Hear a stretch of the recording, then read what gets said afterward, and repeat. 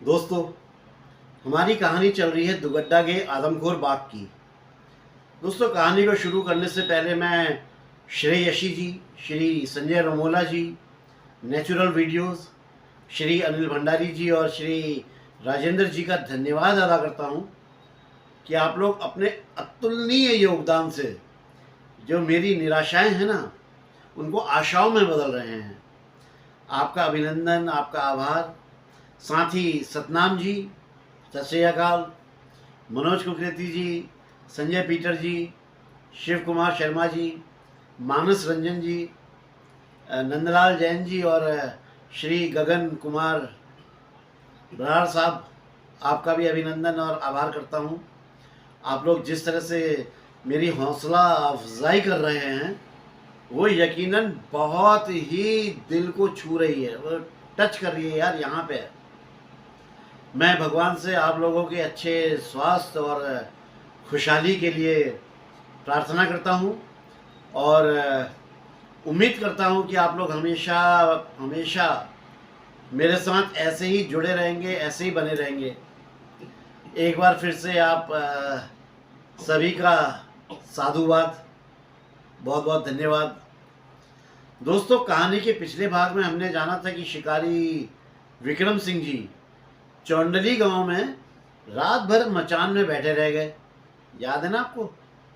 और आदमखोर ने चौंडली से 30 किलोमीटर दूर डबरा लस्यू पट्टी के डौली खाल गांव में श्री बलदेव प्रसाद डबराल जी की जो 7 साल की बेटी थी उस पर हमला कर दिया था, जब वो उसको वॉशरूम के लिए, उसको फ्रेश कराने के लिए रात में बाहर लाए हुए थे। और बलदेव प्रसाद जी ने उस बच्ची को एकदम से हवा में उठा लिया था, लेकिन उसके बाघ ने दांत से उसको पकड़ रखा था। बलदेव प्रसाद जी के शोर मचाने और लोगों के आ जाने के कारण बाघ ने बच्ची को घायल कर दिया था और उसके बाद भाग गया था। तो दोस्तों, अब चलते हैं हम कहानी के अगले हिस्से में। क्यों, ठीक है ना, अगला भाग शुरू करते हैं। ये बात 14 फरवरी 1978 अजमेर वल्लापट्टी वृत्त 2 के एक गांव है, वहाँ पे छोटी बागी, वहाँ की है। गांव में एक उर्मिला नाम की महिला थी जो प्रेग्नेंट थी। उनके हस्बैंड श्री तोताराम जी कहीं बाहर नौकरी करते थे। अच्छा, उस दिन पता नहीं क्या हुआ, उर्मिला को अपने पति की बहुत याद आ रही थी और न जाने क्यों उसके मन में सुबह से ही बहुत बुरे बुरे ख्याल आ रहे थे। उसका मन बहुत घबरा रहा था।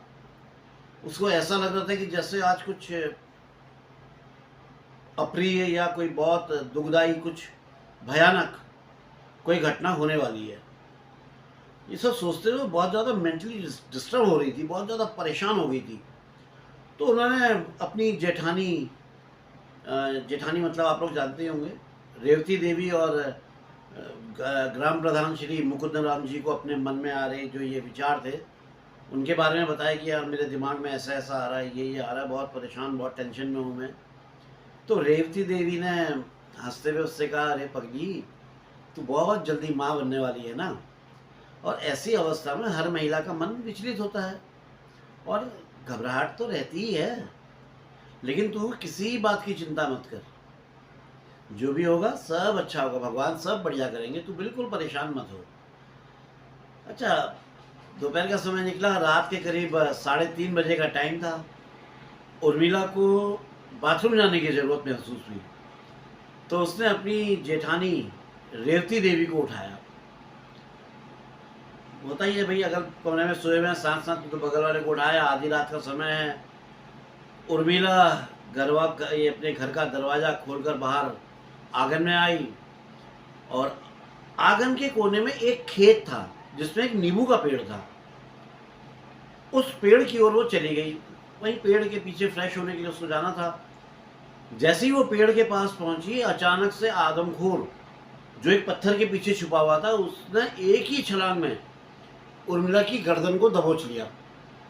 अब उर्मिला के गले से जो है वो घुटी घुटी सी चीख निकलने लगी। घुटी घुटी सी आवाज में बचाओ बचाओ बोलने लगी ना, पकड़ रखी गर्दन और वैसे बचाओ बचाओ जो घुटी घुटी सी आवाज होती है। आदमखोर ने क्या किया, तुरंत उसकी गर्दन की हड्डी तोड़ दी और फिर उसे कुछ बोलने का अवसर ही नहीं मिला। बाघ ने उर्मिला की गर्दन को दबोच रखा था और उसे घसीटते हुए नींबू के पेड़ से करीब 15 फीट दूर तक वो रास्ते में ले गया पहले तो, और फिर वहां से खेतों की ओर मुड़ गया, और फिर खेतों से ढलान के निचले छोर की ओर चला गया। देखिए पहाड़ तो ऐसे होते हैं ना, तो पहाड़ में खेत भी ऐसे सीढ़ीनुमाई होते हैं।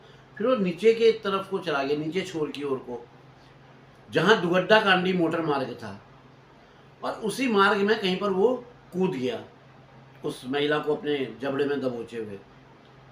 ये सब कुछ देखकर रेवती देवी मतलब उर्मिला की जेठानी इस कदर दहशत में आ गई कि वो बिल्कुल गूंगी सी हो गई, उनकी आवाज बंद हो गई, बुरी तरह से मानसिक आघात उनको पड़ा। मतलब वो एकदम जड़ सी हो गई, वो मेंटल प्रेशर में इतना आ गई कि वो एकदम जड़वत हो गई। कुछ क्षणों के बाद, कुछ देर के बाद जब उसकी चेतना लौटी तो वो जोर जोर से चिल्लाने लगी, उर्मिला को मैं सुहाग ले गया, उर्मिला को मैं सुहाग ले गया, उर्मिला को बाघ ले गया, उर्मिला को बाघ ले गया, अरे बचाओ बचाओ, जैसे होता है चिल्लाते गांव में। यार हम लोग बोलते हैं ना, छठी इंद्री का जागृत होना, सिक्स्थ सेंस, और शायद इस केस में उर्मिला का जो सिक्स्थ सेंस था वो एक्टिव हो गया था, जो उसे बार बार एहसास करा रहा था कि आज कुछ बुरी घटना घटने वाली है। और देखो यार, घटना घट गई, उसी के साथ घट गई, उर्मिला के साथ। अब वो बेचारी असमय ही काल के गाल में समा गई। 23-24 साल की युवती जो गर्भवती थी।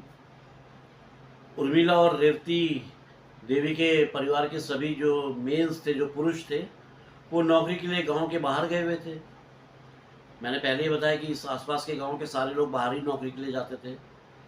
गांव के लोगों ने उर्मिला और रेवती देवी की चीख पुकार को तो सुना, लेकिन यार सुनकर भी अनसुना कर दिया। अब आप लोग खुद समझ सकते हैं कि लोगों के दिल में कितनी गहराई तक जो है बाघ का डर घुसा हुआ था, किस कदर उस बाघ का डर था। उर्मिला को बचाने या बाघ के पीछे जाने की किसी की अंदर हिम्मत नहीं थी, अपने घर का दरवाजा खोल के देखने तक की हिम्मत नहीं थी, इस कदर डरे हुए थे उस बाघ से लोग। तो कितना खतरनाक बाघ होगा दोस्तों। किसी आदमखोर बाघ की टेरिटरी में रहना कितना खतरनाक और कितना डरावना होता है, ये वही समझ सकता है जिसने इससे भुगता हो। मेरे कहने का मतलब है, जो उसकी टेरिटरी में रह रहा हो या रह चुका हो।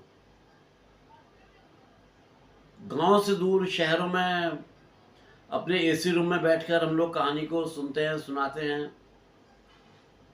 सच बात बताऊं तो आप और हम उस डर की कल्पना भी नहीं कर सकते यार। वो जो डर है, वो जो खौफ है ना, डर नहीं कहूँगा, खौफ कहूँगा, वो हमारी सोच से भी कहीं कहीं कहीं ज़्यादा होता है। वैसे मैंने इस डर को महसूस किया है। एक बार गुलदार, यही तेंदुआ बाघ, हमारे गांव, मतलब मेरा जो ननिहाल वाला गांव है पलियूं, ये विंसर के जंगल के नीचे है। ऊपर विंसर का जंगल है, नीचे हमारा गांव है, ननिहाल है। वहाँ एक गुलदार आदमखोर हो गया था, ये तेंदुआ लेपर्ड। उन दिनों मैं गांव में ही गया हुआ था, मामा के पास रह रहा था, करीब हो गए थे 8-10 दिन, और बाघ हमारे गांव से एक बुजुर्ग महिला को उठाकर ले गया और उसे पूरा खा लिया। मुझे याद है यार, अभी भी शाम के 6 बजे से पहले मामा जी हम सब लोगों को घर के अंदर करके, सब किवाड़ विवाड़ बंद करके उससे बड़े बड़े बक्से लगा देते थे, और अगले दिन सूरज उगने पर ही हम लोग घर से बाहर निकलते थे। और दिन में भी कहीं जाना हो तो चारों तरफ देखते हुए, पेड़ों के ऊपर बाघ बैठा रहता है ना, और झाड़ियों में देखते हुए कहीं यार 4-5 लोग साथ में चलते थे, और सबके हाथ में लठ होते थे, हैवी वाले लठ। क्योंकि हमें जो है सामान वामान वगैरह लेने के लिए जो है हमारे गांव से बाड़ेछीना बाजार जाना पड़ता था। हमारे गांव की बाजार बाड़ेछीना ही थी, और पैदल ही आना जाना होता था। अब तो मोटर वगैरह आ गई, उस टाइम में मोटर मार्ग नहीं था, तब मोटर नहीं आती थी। मतलब अब तो बढ़िया फर्स्ट क्लास पक्की रोड है, अब कोई दिक्कत नहीं है, गाड़ियाँ चलती हैं। लेकिन उस टाइम में बड़ा ख़तरनाक और डरावना माहौल होता था यार। और उस टाइम में इस गुलदार को श्री ठाकुर दत्त जोशी जी ने मारा था, और पूरे क्षेत्र को जो है आतंक मुक्त किया था। जब उन्होंने मार दिया था तब जाके ये क्षेत्र जो है दहशत कम हुई। अभी सुनने में आ रहा है कि आजकल भी एक गुलदार गांव के आसपास दिखाई पड़ रहा है, भगवान ना करे यार वो कोई आदमखोर बन जाए। मेरे तो ननिहाल है यार, चिंता होती है। खैर, ये विषय अलग है। हम फिर से अपने मूल विषय में वापस आते हैं। अगले दिन जब सूरज की रोशनी पूरे गांव के आसपास अच्छी तरह से फैल गई, तब गांव के लोग उर्मिला की बॉडी को ढूंढने के लिए निकले।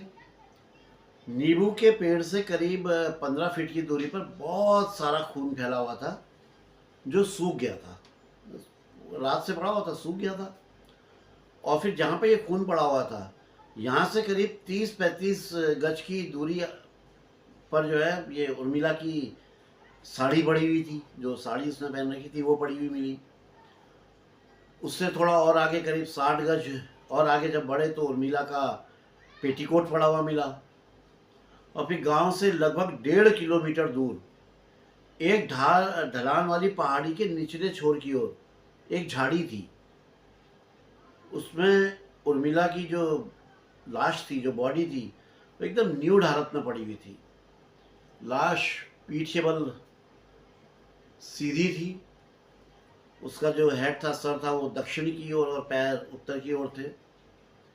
लाश के बगल में ही उसका खून से लथपथ ब्लाउज पड़ा हुआ था, जिसे बाघ ने बुरी तरह से चबा रखा था। मतलब खून की बूंद बूंद जैसे निकाल दी हो। बाघ ने उर्मिला के स्तन, गर्दन और गालों का मांस पूरी तरह से खा लिया था। ये सिर्फ हड्डियां रह गई थी चेहरे की। और गर्दन पूरी, मतलब यहाँ से उसने ऊपर का हिस्सा खा लिया था। अब क्योंकि उर्मिला को वो घसीट के यहाँ तक लाया था, तो उर्मिला के सारे शरीर पर खरोचों के और कटे फटे के बहुत ज़्यादा निशान थे। उर्मिला के पेट में जो बच्चा था वो भी यार इस दुनिया में आने से पहले ही अपनी माँ के साथ मौत के मुंह में चला गया था यार। बड़ी दुखद घटना। रेवती देवी और ग्राम प्रधान मुकुंदराम को उर्मिला की बातें बहुत याद आ रही थी, जब वो बार बार अपने पति को याद करके कह रही थी कि उसका मन बहुत घबरा रहा है और रह रह करके उसके मन में ये विचार आ रहे हैं कि आज कुछ बहुत ही अप्रिय और अनिष्ट बात होने वाली है। यार तब उन्हें क्या पता था कि उर्मिला की बातें उसके साथ होने वाली दुर्घटना का एक, क्या कहना चाहिए, पूर्वाभास है। तभी मैंने कहा था सिक्स्थ सेंस। तुरंत श्री हरिप्रसाद वेदवाल जी, जो इस क्षेत्र के पटवारी थे, उनको खबर भिजवाई गई और वो घटनास्थल पर आए। सारी जांच पड़ताल करने के बाद उन्होंने अपनी डायरी में नोट किया, वही जो अपना जिसको रोजनामचा बोलते हैं, उस पर उन्होंने जो रिपोर्ट जो होती है वो लिखी जाती है, तो वो रिपोर्ट उन्होंने लिखी। 14 फरवरी 1978 की रात में 3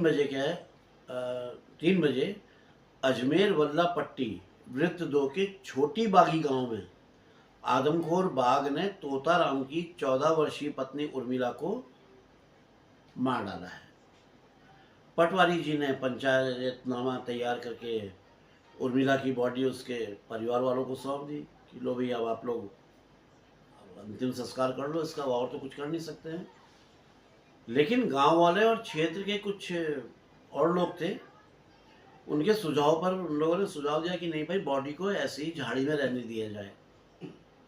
अब इन लोगों का ये कहना था कि बाघ इस बॉडी को खाने के लिए जरूर आएगा, तो एक काम करते हैं, यहाँ पे एक मचान बांध कर कुछ शिकारियों को बैठा देते हैं, और जैसे ही बाघ अपने शिकार पर लौट के आए उसे शूट कर दें, उसे गोली मार दें।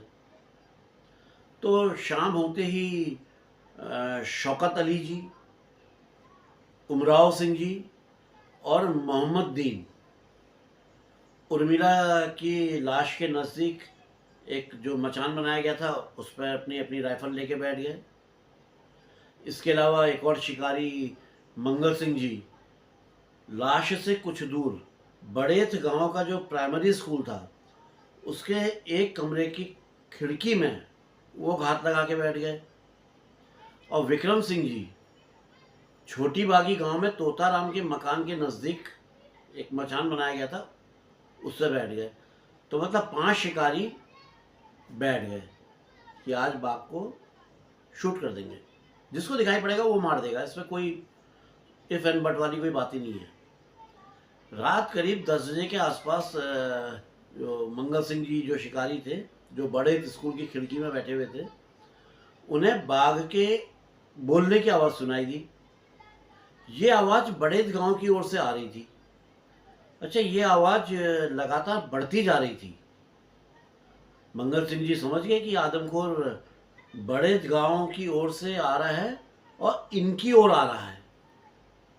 और फिर कुछ ही समय बाद ये बाघ जो है गुर्राता हुआ स्कूल के नज़दीक एक पानी की गूल थी, उसके किनारे की पगडंडी में बड़ी तेजी से दौड़ता हुआ, फुल गैलप करता हुआ दुगड्डा कांडी रोड पर, जो एक गैडा गधेला जिसका जिक्र बार बार आता है, उसके पुल की ओर चला गया। वो फुल गैलप में था।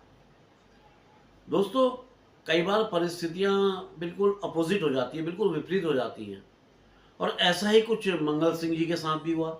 देखा उन्होंने बाघ जा रहा है, दौड़ के जा रहा है। वहां पे कुछ ऐसे रीजंस बने, कुछ कारण बने कि मंगल सिंह बाघ पर गोली चलाने की हिम्मत नहीं कर पाए। उनके अंदर इतनी हिम्मत नहीं हुई कि वो उसे शूट कर दें। और वो क्या कारण थे कि वो गोली नहीं चला पाए, उनकी हिम्मत नहीं हुई, वो मैं आपको बताता हूँ। दोस्तों, पहला कारण तो ये था कि मंगल सिंह जी के पास में मजल लोडिंग गन थी। मजल लोडिंग गन मतलब भरवा बंदूक, जिसे ठोक ठोक करके भरते हैं, जिससे एक बार में एक ही फायर हो सकता था। दूसरा फायर करने के लिए उसे फिर से लोड करना होता था, फिर से भरना होता था, और फिर फायर करना होता था। और इतना टाइम होता नहीं है किसी के पास। बाघ के शिकार में भरुआ बंदूक इतनी कारगर नहीं है, वो भी ऐसे आमने सामने में। और दूसरा कारण था कि बाघ बहुत तेजी से दौड़ रहा था, मतलब मैंने बताया ना, फुल गैलप में था, और उस पर सही निशाना लगाना बड़ा टफ था, बड़ा मुश्किल था। अगर फायर खाली चला जाता या बाघ थोड़ा सा भी घायल हो जाता तो वो 100% वो स्कूल की खिड़की के अंदर घुसकर मंगल सिंह जी पर तो हमला कर ही देता। और ऐसे में मंगल सिंह जी को अपनी जान बचाना मुश्किल, यार मुश्किल क्या होता, नामुमकिन ही होता। अब कहाँ बाघ और आप खाली निहत्ते एक भरवा बंदूक के साथ। उधर उर्मिला की लाश के नज़दीक बैठे हुए शिकारियों ने भी बाघ की आवाज़ को सुन लिया था। अब वो लोग भी बहुत ज़्यादा सावधान और सतर्क होकर तैयार हो गए थे। अब कि जैसे ही आदमखोर उर्मिला की लाश को खाने के लिए आता है, और ये तुरंत उसे शूट कर देंगे, तुरंत उसे गोली मार देंगे, बाघ ढेर हो जाएगा, मौत के घाट उसे उतार देंगे। मतलब ये अपना पूरा तैयार होके, सतर्क होके, अलर्ट होकर के बिल्कुल फिट हो गए। लेकिन दोस्तों, जैसा मैंने पहले ही आपको बताया कि ये बाघ बहुत ही चालाक था। वैसे यार, ये बाघ क्या, कोई भी गुलदार जब आदमखोर हो जाता है तो उसका दिमाग और तेज चलने लगता है, मतलब और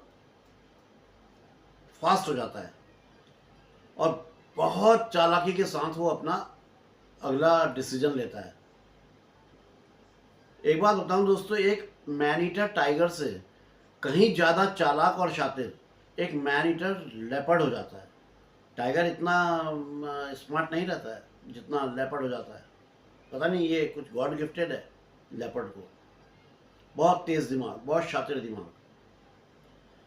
यहाँ पर भी आदमखोर को कुछ ऐसा आभास हो गया होगा।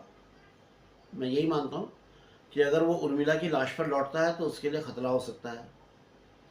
तो वो यहाँ नहीं लौटा, वो किसी नए शिकार की खोज में कहीं और, किसी और दिशा में चला गया।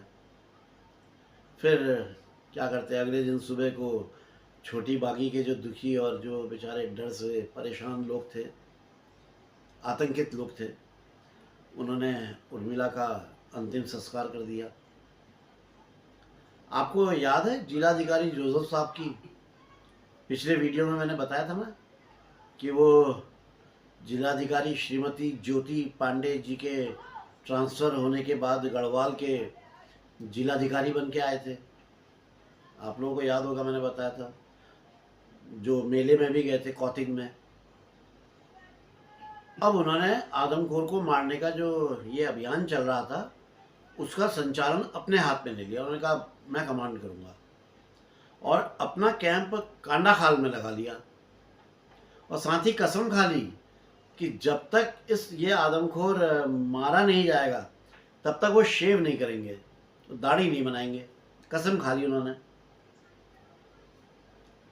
दोस्तों 17 फरवरी 1978 के दिन जिलाधिकारी ने भंवासी नामक एक स्थान पर एक जनसभा का आयोजन किया। लोगों को बुलाया गया आसपास के क्षेत्र के, जिसमें क्षेत्रीय विधायक उस टाइम के भारत सिंह रावत जी, पौड़ी क्षेत्र के विधायक भगवती प्रसाद निर्मोही जी, दुगड्डा विकास खंड के प्रमुख जयानंद उनियाल जी, कानूनगो साहब श्री आनंद सिंह नेगी जी, क्षेत्रीय पटवारी जो क्षेत्र के थे गोकुल देव शर्मा जी, और जितना भी प्रभावित क्षेत्र था वहाँ की जो ग्राम सभा वगैरह होती हैं उनके प्रधानों को, और इनके अलावा इस जनसभा में बहुत सारी भारी पब्लिक ने भी भाग लिया था। इस जनसभा का जो कारण था वो इस आदमखोर बाघ के आतंक को समाप्त करने के विषय पर था कि इसे कैसे ख़त्म किया जाए। विधायक श्री भारत सिंह रावत जी ने अपना एक सुझाव दिया कि आदमखोर को पकड़ने के लिए जनता को, पब्लिक को जगह जगह जिवाले लगाने चाहिए। और दोस्तों आप पूछेंगे जिवाले क्या होता है, तो दोस्तों जिवाले लकड़ी के पिंजरे को बोलते हैं।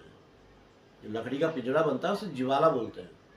और उन्होंने यह आश्वासन भी दिया कि वो अपनी तरफ से 2 कारीगरों को भेज देंगे जो आप लोगों की जिवाला बनाने के लिए मदद करेंगे, मतलब गांव वालों की मदद करेंगे।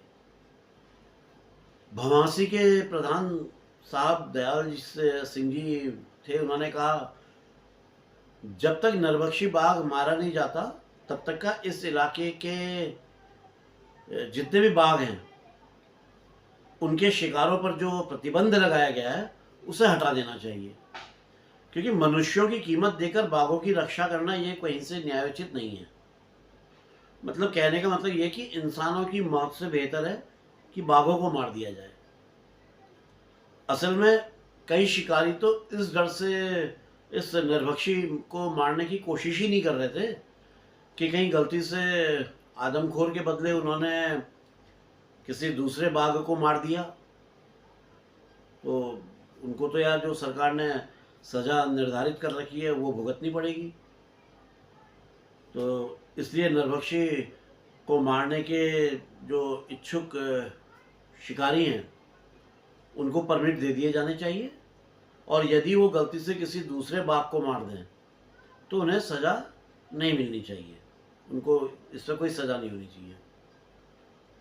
साथ ही प्रशासन को आदमखोर द्वारा मारे गए लोगों के जो परिजन हैं, उनके जो परिवार वाले हैं, उनको मुआवजा भी देना चाहिए। ये उन्होंने आश्वासन, ये अपना सुझाव दिया।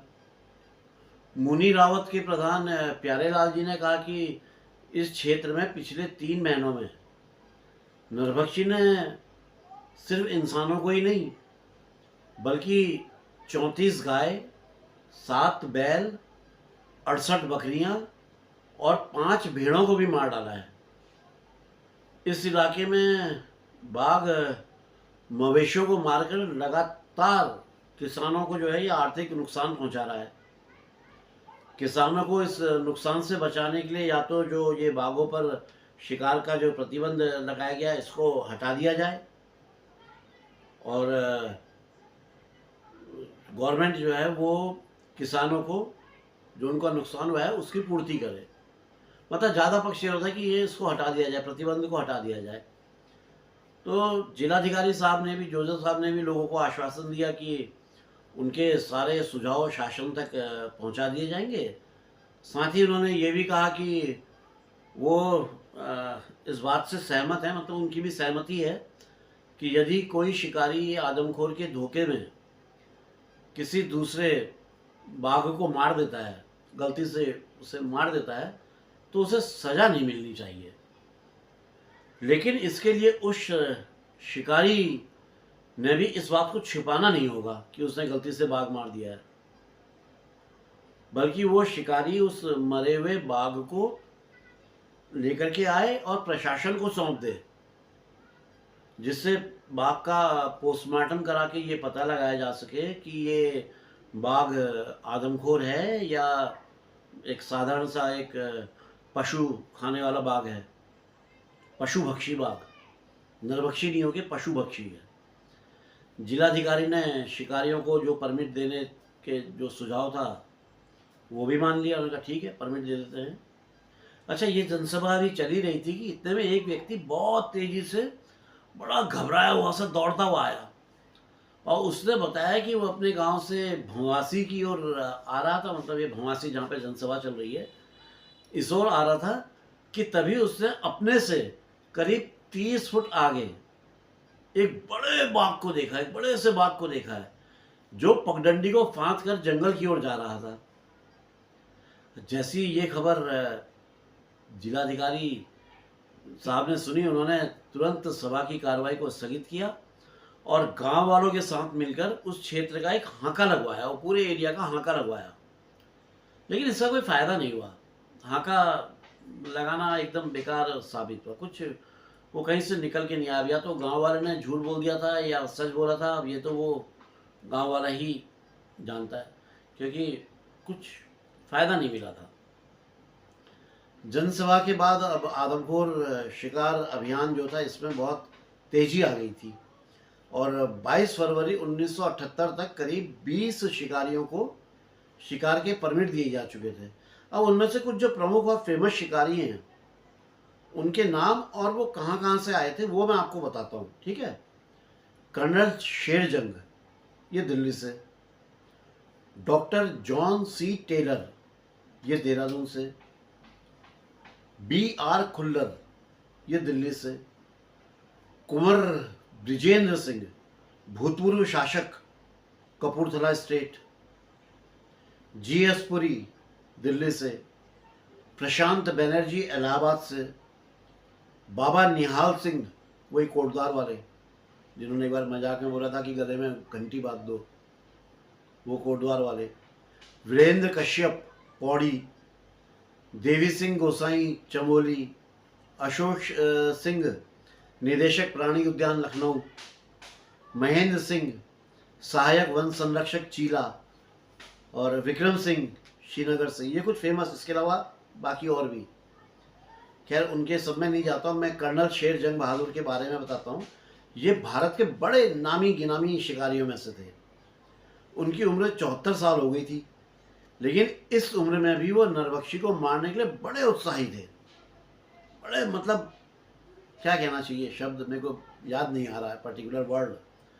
कर्नल शेर जंग 12 मैन ईटर टाइगर और लेपर्ड्स के अलावा 2 पागल हाथियों को भी मार चुके थे अपनी लाइफ में। उन्होंने 2 किताबें शेरों के बारे में इंग्लिश में लिखी थी और एक किताब बंदूकों के विषय में लिखी थी। कर्नल शेर जंग का मानना था कि आदमखोर जो है एक बूढ़ी बाघिन है जो किसी वजह से पशुओं का शिकार नहीं कर पा रही है और आदमखोर बन गई है, क्योंकि उसके लिए पशुओं को मारना मुश्किल हो रहा है, लेकिन इंसानों को वो आसानी से मार डाल रही है, तो वो आदमखोर हो गई है। अब कर्नल शेर जंग अपनी सर्च लाइट लगी हुई जो जीप थी उसको रात भर जो है दुगड्डा कांडी रोड पर दौड़ाते रहते थे, अपनी गन पकड़े हुए, बस उसी रोड पर चलते रहते थे। वो ये उम्मीद थी उन्हें कि कभी भी आदमखोर सड़क पार करता हुआ मिल सकता है, मतलब सड़क से उधर जाता हुआ मिल सकता है और वो उसे गोली मार देंगे, उसे शूट कर देंगे। ये इनका अपना एक कार्यक्रम चल रहा था शंटिंग का। दूसरे फेमस शिकारी डॉक्टर जॉन सी टेलर, वो अमेरिकी थे, लेकिन कुछ सालों से देहरादून में ही एक मिशनरी हॉस्पिटल में थे जहाँ पे वो डॉक्टर थे, डॉक्टर साहब थे। डॉक्टर टेलर 20 टाइगर, 12 लेपर्ड और एक पागल हाथी का शिकार कर चुके थे। डॉक्टर टेलर का शिकार करने का अपना एक अलग ही अंदाज था। वो आतंकग्रस्त क्षेत्र जहाँ पे ये आतंक फैला उस क्षेत्र में रात के समय अपने गले में घंटी बांध कर घूमा करते थे। अपने गले में घंटी बांध ली और घूम रहे जगह जगह। जिससे आदमखोर बाघ घंटी की आवाज़ को सुने और धोखे में उन्हें मवेशी समझकर उनकी ओर आए, और जैसे ही इनकी ओर आए ये उसे अपनी गोली का निशाना बना देंगे। ये इनका एक अपना तरीका था। डॉक्टर टेलर जो थे ये एक तरीका और आजमाते थे, एक तरीका और था इनके पास मैन ईटर को मारने का। वो क्या करते थे, किसी के घर के आंगन में एक बड़ी सी गुड़िया रख देते, बड़ी सी गुड़िया थी डॉल, उसको रख देते थे और उसको जो है वही पहाड़ी जो बच्चे जिस तरह के कपड़े पहनते हैं उस तरह के कपड़े पहना देते थे, और उसके नज़दीकी एक टेप रिकॉर्डर रख देते थे जिसमें लोकल लड़की की बोली का टेप बजता रहता था, जिससे आदमखोर गुड़िया को जो है कोई छोटी लड़की समझकर उसकी ओर बढ़े, उस पर अटैक करे और ये उसे गोली दागकर मौत के घाट उतार दें। ये भी एक तरीका था। डॉक्टर टेलर का भी यही मानना था कि आदमखोर एक बाघिन थी, एक्चुअली मतलब मेल नहीं होकर के एक फीमेल थी, एक नर बाघ नहीं होकर के मादा बाघिन थी, जो अपने आदमखोर होने के शुरुआती दिनों में अपने 2 बच्चों को साथ लेकर घूमती थी, जिनमें से एक बच्चा गुड़खिल के पास मारा जा चुका था। वो मैंने आपको बताया था ना दूसरे या तीसरे एपिसोड में, उसमें पूरी घटना का विवरण है। खैर, इसी दौरान डॉक्टर टेलर ने बड़ेत के पास एक झाड़ी थी, वहाँ पे बेचारी एक जंगली बिल्ली छिपी हुई थी, उसको इन्होंने आदमखोर समझा और उसे मार डाला।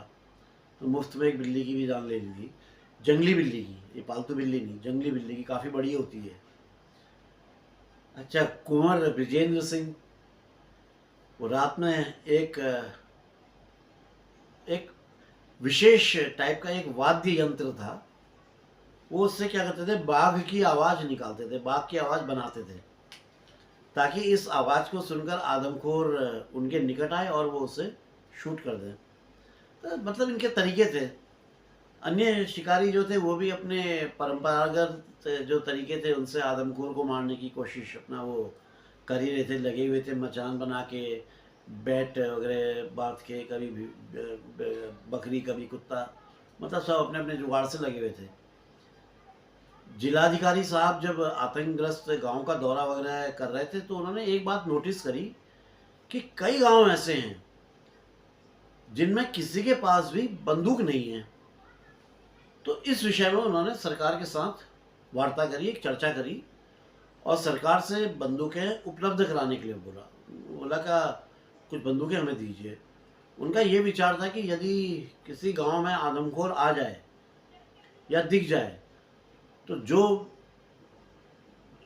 जिस व्यक्ति के पास या जिसे बंदूक दी जाए वो उसे उसी समय गोली मार दे। यानी कि अगर मान लो दिख जाए बाहर किसी गांव में है तो वो जिसको बंदूक दी गई है वो उसे गोली मार दे। एक कोशिश सरकार को भी जिलाधिकारी की योजना कुछ काफ़ी हद तक पसंद आ गई और 23 फरवरी 1978 को क्षेत्रीय कानूनगो आनंद सिंह नेगी जी के द्वारा 6 बंदूकें और कुछ कारतूस उन गांव के जिम्मेदार लोगों को दे दिए गए जिन गांव में बंदूकें नहीं थी। वहाँ के जो रिस्पॉन्सिबल लोग थे उन लोगों को ये बंदूकें इन्होंने बांट दी। उधर क्षेत्रीय विधायक भारत सिंह रावत जी ने भी 2 कारीगरों को इस क्षेत्र में भेज दिया था जो जिवाला बनाने के एक्सपर्ट थे। जिवाला मैंने अभी बताया ना कि लकड़ी के पिंजरे को बोलते हैं, तख्तों से बल्लियों से इस पिंजरे का निर्माण होता है। इन दोनों कारीगरों ने लोगों की मदद से आदमखोर को पकड़ने के लिए 7 जगह पर जिवाले बना दिए थे। 7 जगह पे बना के उन्होंने अलग अलग गांव में अलग अलग एरिया में 7 पिंजरे बना के रख दिए थे। दोस्तों, इसके बाद क्या हुआ, कितने लोगों को बाघ ने अपना शिकार बनाया, लोगों को शिकार बनाया या बाघ खुद शिकार बन गया, ये सब मैं आपको बताऊंगा, लेकिन कहानी के अगले भाग में। तो तब तक के लिए तो दोस्तों बने रहिएगा उत्तरांचल डायरीज के साथ। ये आपका अपना चैनल है, इस पर अपने प्यार और अपने आशीर्वाद की बरसात करते रहिए। कभी तो वो दिन आएगा जब ये छोटा सा पौधा एक पेड़ में बदल जाएगा। इसको आप सींचेंगे तभी ये पेड़ बनेगा। तो आप सभी लोग चैनल को बहुत सम्मान दे रहे हैं, उसके लिए मैं दिल की गहराइयों से आपका धन्यवाद बोलता हूँ। बहुत बहुत बहुत धन्यवाद बोलता हूँ। साथ ही मैं फिर वही रिक्वेस्ट करता हूँ कि आप लोग कर ही रहे हैं, लेकिन फिर भी एक मेरी ड्यूटी है रिक्वेस्ट करना, फिर कर रहा हूँ कि यदि संभव हो तो थैंक यू वाले ऑप्शन में यार ज़रूर जाएं, और जो भी आपकी श्रद्धा हो ज़रूर डोनेट करें, जिससे कि उत्तराखंड के जंगलों से जुड़ी जितनी सच्ची कहानियाँ हैं उनको मैं पता करूं, उनकी किताबें मंगाऊं, उनकी डिटेल्स मंगाऊं, और ये सिलसिला हमारा चलता रहे। जो मित्र चैनल में पहली बार आए हैं उन सबको मेरा यथा योग्य नमस्कार। बहुत अच्छा लगा दोस्तों आप लोगों को चैनल में देखकर। यदि आपको अच्छा लगा हो तो चैनल को सब्सक्राइब, लाइक, शेयर और कमेंट्स कर देना यार, अच्छा लगता है। तो मिलता हूँ दोस्तों जल्दी ही इस घटना के अगले भाग में, ये जानने के लिए फिर क्या हुआ है ना, फिर क्या हुआ। तो फिलहाल तो दोस्तों बाय। जय बद्री विशाल, जय उत्तराखंड, जय जय जय, जय माँ भारती।